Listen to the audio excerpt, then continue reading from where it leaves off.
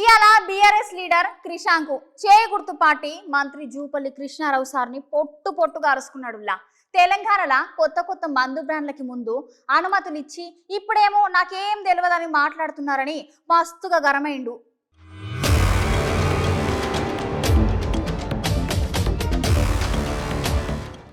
నిజమేనోళ్ళ ఇలా కారు గుర్తు leader Krishank sir మంత్రి జూపల్లి కృష్ణారావు సార్ గట్టిగానే దుమ్ము దులిపేసిండు.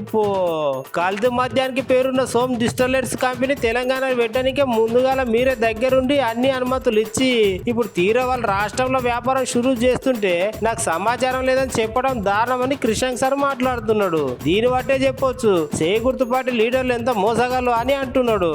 ఈ సంస్థ నకిలీ మద్యం విషయం మీద కేసులు ఎదుర్కొంటున్నది ఇతర రాష్ట్రాలు.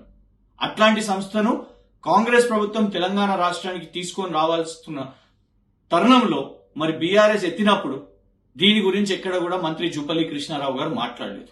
కేవలం 7 రోజుల్లోనే ఫస్ట్ ఏమో అసలు ఆ వ్యాపారాలు ఇక్కడికి వస్తలేవు, ఏమీ లేదు అని చెప్పిన వ్యక్తి ఆ తర్వాత తన లేఖలో ఈ సోమ్ డిస్టిలరీస్ అనే సంస్థకు మంత్రి జూపల్లి కృష్ణారావు వకాల్తా పుచ్చుకొని ఇది చాలా గొప్ప సంస్థ, దేశంలో ఎన్నో చోట్లు చేస్తుంది అని దాని గురించి మాట్లాడుతున్నారు. అస్సలు తెలియదని చెప్పి ఇప్పుడేమో ఆ కంపెనీ గురించి చాలా గొప్పలు మాట్లాడుతున్నారు. అంటే కాంగ్రెస్ మంత్రికి కమిషన్ దక్కిందా, అందిందా?